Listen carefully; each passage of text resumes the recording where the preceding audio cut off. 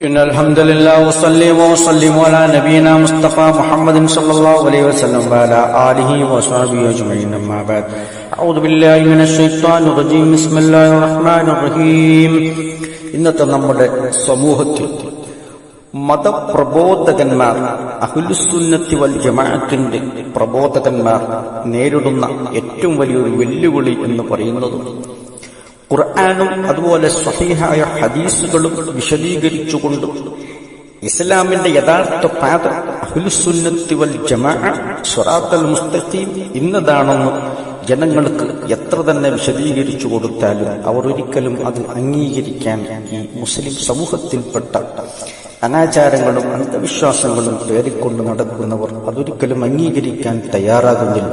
എന്താണ് ഇതിന് പ്രധാനപ്പെട്ട കാരണം അവർക്ക് പാരമ്പര്യവാദമാണ് അവരുടെ തലയിൽ സ്ഥിരപ്രതിഷ്ഠ നേടിയിട്ടുള്ളത്. പാരമ്പര്യമായി നമുക്കെന്ത് ലഭിച്ചുവോ അതാണ് ദീൻ എന്ന്.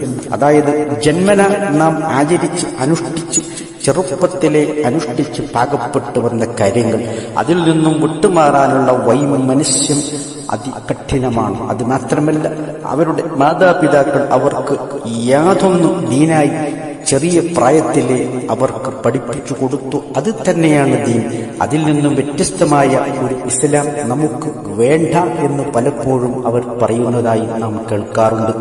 ഖുർആനും അതുപോലെ ഹദീസും കൃത്യമായി പഠിച്ചു മനസ്സിലാക്കി അതാണ് ദീൻ എന്ന് ഉൾക്കൊള്ളാൻ അവർക്ക് വലിയ വൈമനസ്യമാണ്.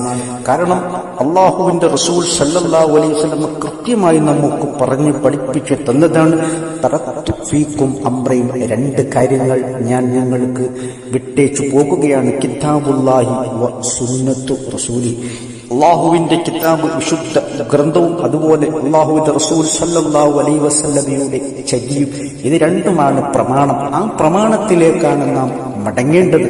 അല്ലാതെ പാരമ്പര്യമായി നാം അനുഷ്ഠിച്ചു വരുന്ന അനുഷ്ഠാനങ്ങളും കർമ്മങ്ങളും ആചാരങ്ങളും അനാചാരങ്ങളും അല്ല.